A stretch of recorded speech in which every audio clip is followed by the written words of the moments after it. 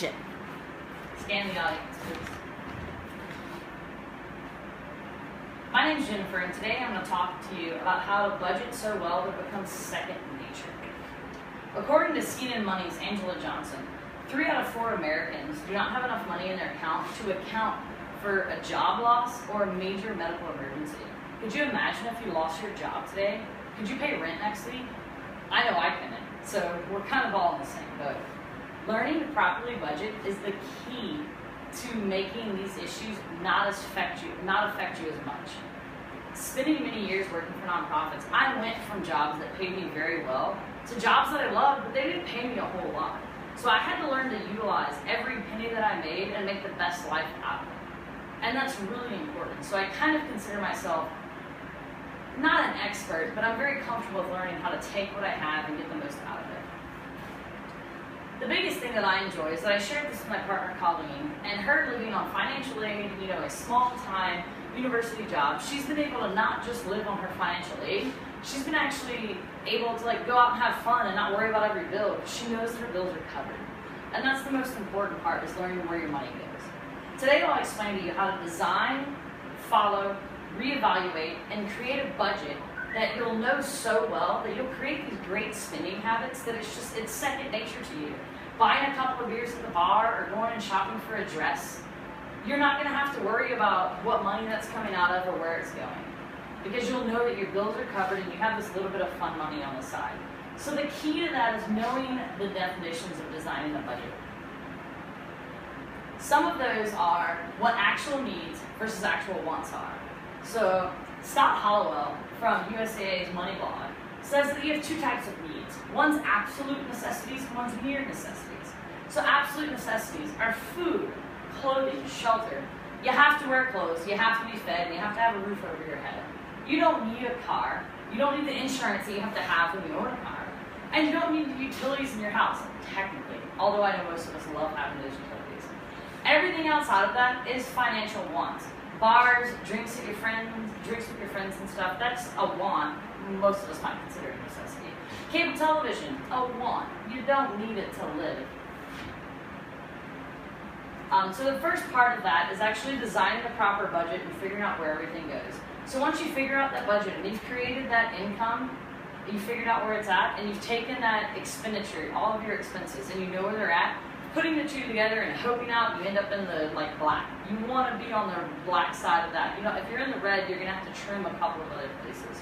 We'll talk about them a little bit later, but some of those places you can trim are where you're spending your money, how you're buying groceries, or how you're utilizing utilities in your house. But the biggest thing is knowing what is the necessity and what's not. So once you've created that budget and you've started following it day to day, you'll start to kind of notice trends in your spending. That's one of my favorite parts of budgeting, is I really love learning how to find these trends. And the big place that I cut them out, a lot of Americans spend excess on fancy food, fast food, fancy clothing, name brand purses. And those are all wants. None of those are needs. You need a t-shirt, you need a pair of shorts. You don't need these fancy purses and things like that to get day to day. So trimming those things away and learning how to thrift for a lot of things around your house, or a lot of your clothing as well, is really important. So once you've created that budget, you've figured out what you can spend, the next thing to think about is following that budget. You don't have to manage it day to day. You don't have to look at it all the time.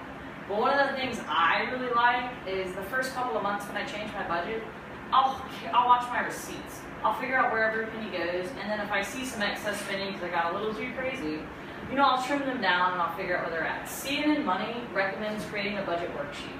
I did this for a long time and I enjoyed it, but once I learned how it worked, I didn't have to follow it all the time. So CNN Money says you should take a budget and fill in all the money you spend every week. I find that following my receipts and having my bills paid for ahead of time really covered a lot of this for me. Colleen Jennings, this was one of her favorite parts of budgeting, because she didn't have to track every penny. She just knew that she had her fun money allowance and she had the expenses that she had. So the fun money allowance is one of my favorite parts about budgeting.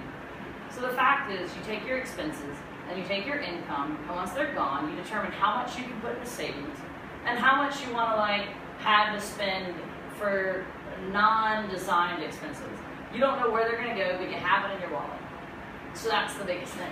Most Americans have no problem swiping a debit card and watching that money just like, oh, I guess it went through, so it's fine. How many of you guys actually have cash in your wallet right now? Any of you? Oh, so 2 out of 4. Well, I'll tell you this much. When you hand that $10 bill to a waitress at a bar, it hurts a lot more than swiping that debit card, doesn't it?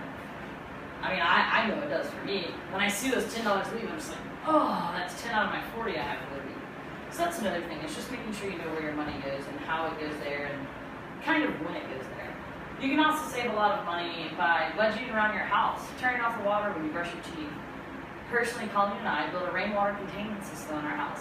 And within 30 days, I saw our water bill drop $12. That was pretty awesome. $12 might not sound like a lot to you, but it sounds like a whole lot to me. And I really enjoyed that. So the biggest thing is building those healthy habits that every day when you go shopping, you're not worried about every penny because you've already designed this healthy habit of spending. And one of those key ways is shopping generic brands versus name brands. One more time. So you can see right here, Cheerios, you'll save $1. Ziplocs, you'll save $2. 5 bag of flour, another $1. Tylenol, $5. And they have the same ingredients. They're not made any differently. But you save half the price by not buying the name brand. You buy the Great Value brand, the Family Dollar plan. It's all the same stuff. It's just marketed for a different purpose. So you can trim your budget in numerous ways by doing things like this. Now, once you've built those healthy habits and you've found those little niches that you can trim your budget, the next thing is just keeping that up. And the key to that is reevaluating your budget. When your job changes, you don't have as much income, or you might have more income.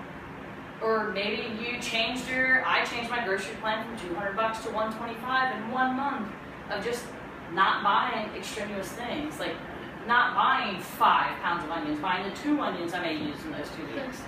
It's that minor, and you'll never realize it. And so just building those healthy habits and following those healthy habits are very important. One of the great ways I do it is biking to the market on Saturdays. I ride my bike, I save the gas driving to Walmart. Guess what? I can only hold so many groceries on my bike. So I'm not going to buy all these extra items. I'm also not tempted by walking into Walmart that has all these other things I don't need that I may want to purchase. I buy what's at the farmer's market. And then it's a cash money business. I brought $20, I can spend $20 and I have to go home. So I wasn't tempted with all these other things. And that was really nice. According to AAMC, you can also buy in bulk non-perishables. It's similar to Sam's Clubs and Costco. You can go buy 4 boxes of cereal for the price of 2. And you can save a lot of money that way. Also, clipping coupons, they really recommend.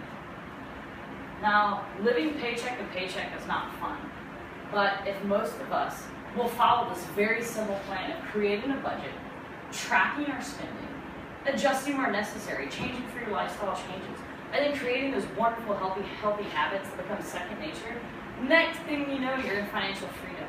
You're not worried when your tire blows in your car. Hey, yeah, I have the $100 to buy a new tire. Or you need an oil change. Or something else medically may happen to you. Or you may lose your job and you can still pay next month's rent. The biggest thing is all of us cannot make millions of dollars a year. But we are in charge of the amount of money we make and making the most out of it. So if we can make the most out of it, we will not only be financially secure, we'll be much happier people. Done. What's the time on that? 8:45. I really like that